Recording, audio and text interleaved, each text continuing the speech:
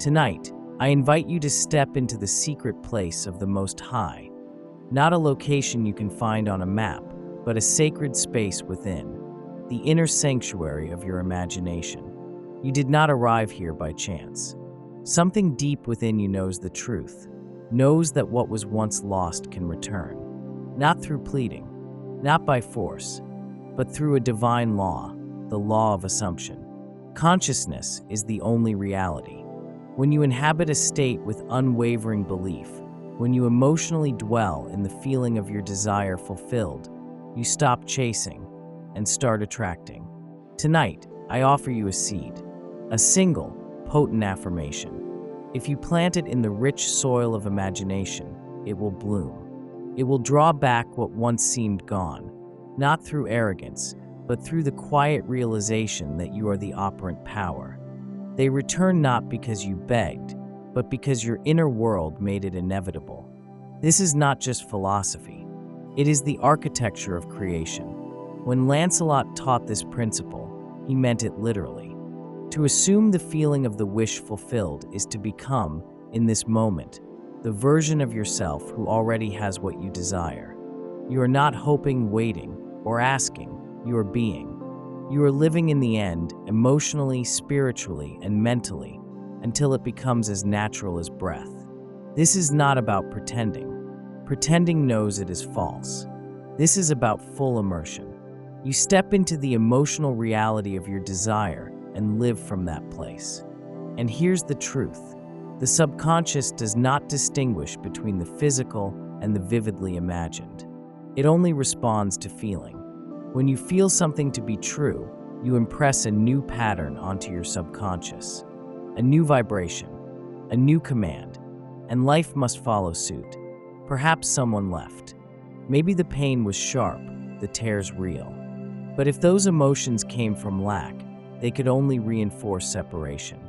When you shift into the feeling of reunion, of love, of being chosen, the story begins to change.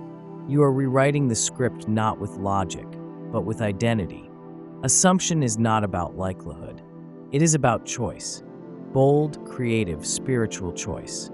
You become the author, not a victim of your conditions. You stop looking outward for evidence.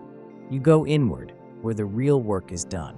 The moment you plant the seed of a new experience within, you activate the law. You do not attract what you want, Lancelot said. You attract what you are. So become it. Merge with it. Do not wait for the apology or the phone call. Go straight to the end. Imagine the scene completed. Feel the joy, the peace, the relief, as if it were already yours. Most people wait for something to happen before they feel good. But true creation flows the other way. Feeling creates the event, not the reverse. The moment you feel the reunion is real, before a single word is spoken, you become aligned with it. This is not about faking positivity. It is about choosing your dwelling place. Your imagination is holy ground. If you keep replaying the past, betrayal, fear, rejection, you stay bound to that story. But when you consciously shift to a new outcome and you feel its truth, you are creating.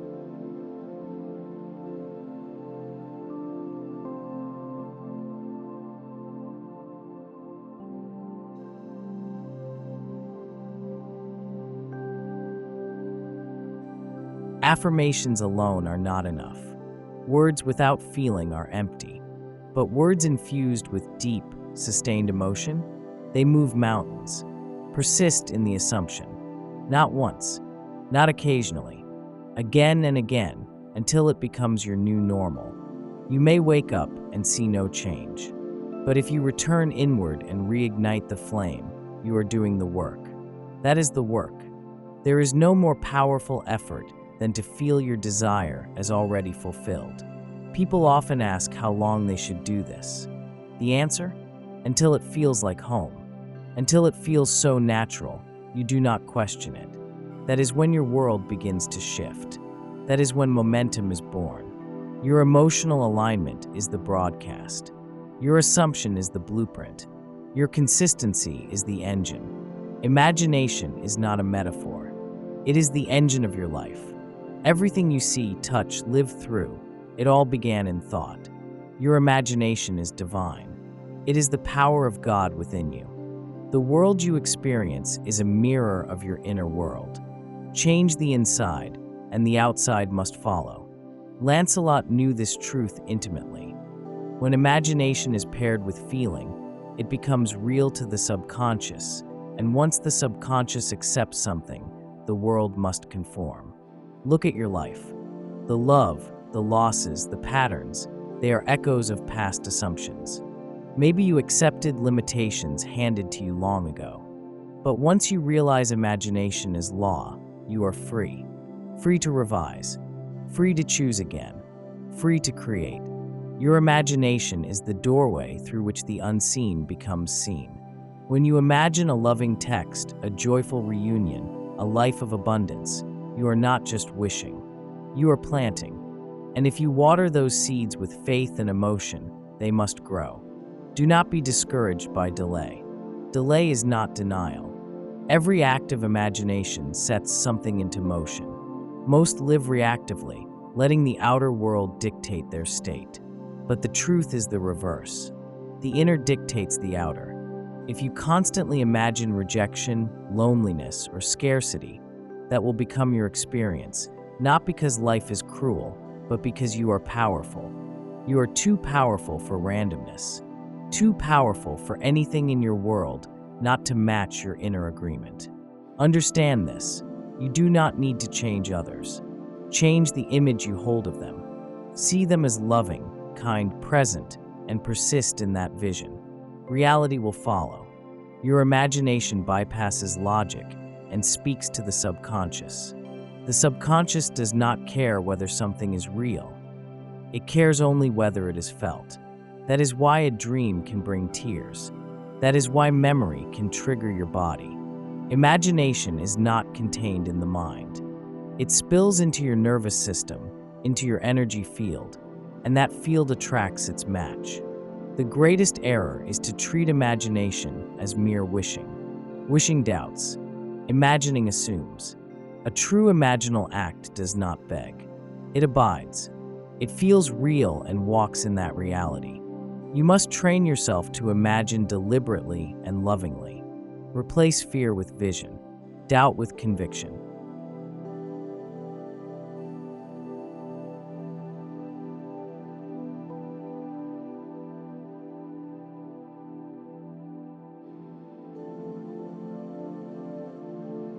The more vivid the image, the more real the emotion, the quicker the manifestation. Imagination paired with feeling is creation in motion.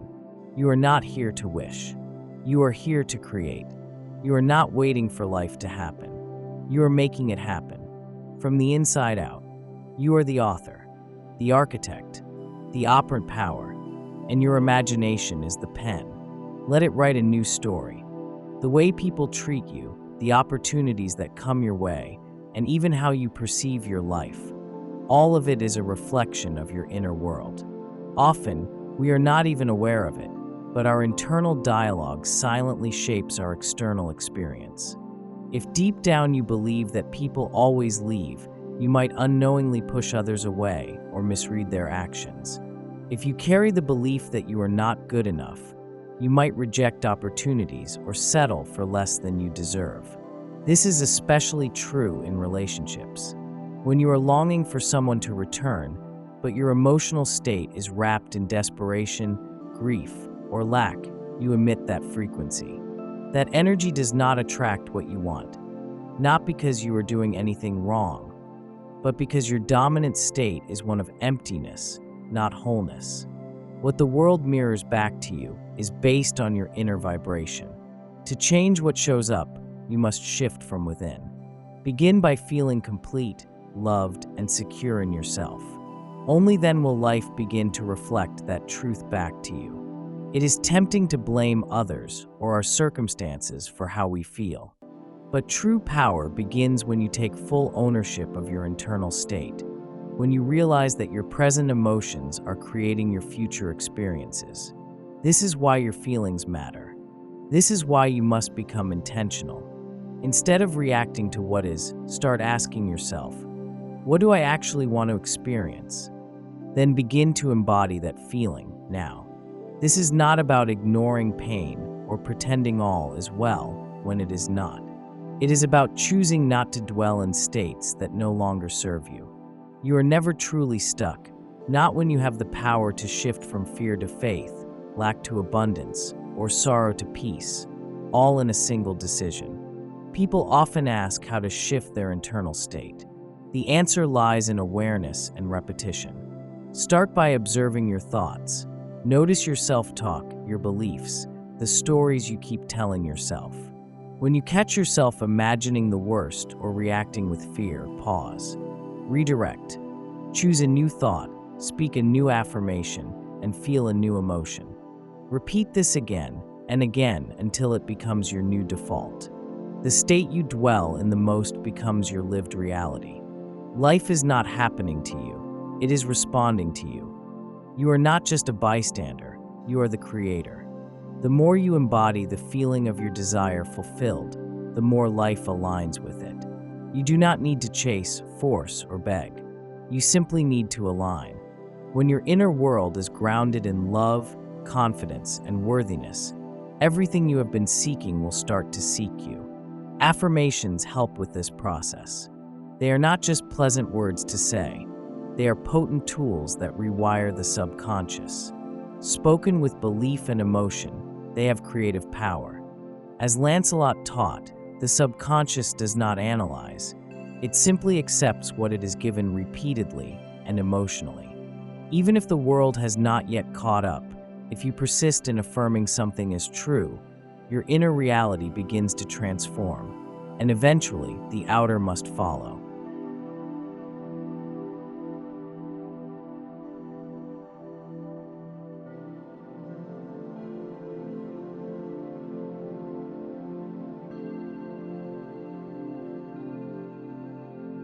Every belief you hold today was once just a thought, repeated enough times to become part of who you are.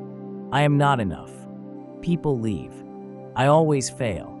These too are affirmations, just unconscious ones. But in the same way you were programmed, you can be reprogrammed. This is the gift of conscious affirmation. You do not speak them to wish. You speak them to assume. You declare them, not to hope, but to create. Lancelot emphasized the importance of assuming the feeling of the wish fulfilled. Affirmations are a tool to help you get there. When you say, I am chosen, I am loved deeply and unconditionally, or they remember me and long for me, you are not trying to change the world, you are changing the signal you send from within. And once your subconscious accepts this new truth, the world must conform to match it. Circumstances will begin to shift. People will respond differently. Your posture, energy, and presence will transform. This shift becomes magnetic. Many make the mistake of saying affirmations without emotion or conviction. But the magic is not just in the words. It is in the state you enter while speaking them. Say them from a place of quiet certainty. Feel what it would feel like if they were already true. Do not wait for external evidence. Let the inner shift be the proof. You are planting seeds, and the harvest will come at the perfect time. Consistency matters. Repetition is how the subconscious learns. At first, your mind may resist. It might feel awkward or fake. That is just the echo of old programming. Speak them anyway. Speak them when you wake, before you sleep, and especially when doubt or fear tries to creep in. You are not fighting the old, you are replacing it. Affirmations transform your inner dialogue and ultimately your entire being. When you say, I am worthy of love, you start walking, speaking, and choosing differently. You stop chasing what does not value you. You stop accepting crumbs. You begin to act as someone who already possesses what they once begged for. Affirmations are most effective when spoken in the present tense, from a place of identity. Not I will be loved, but I am loved. Not they might return, but they are already drawn to me. The subconscious is timeless. It responds to the now. Pairing affirmations with vivid mental imagery makes them even more powerful. As you affirm, imagine the scene as already real. See it, feel it, enter it. Picture their embrace, their voice, their words. Let your imagination color in the world you want. The subconscious speaks in emotion, and emotion is the canvas on which your future is painted. Through affirmation, you are not begging the universe, you are owning your identity. You are reminding yourself who you really are and what you deserve. You are rewriting the old script. And as your inner narrative changes, so too will your outer life. The more you speak your truth, the less you will be shaken by what you see. The more you affirm your worth, the more the world will reflect it back to you. And yes, even those who once walked away may return, not to the old version of you, but to the new self you have chosen, spoken, and become.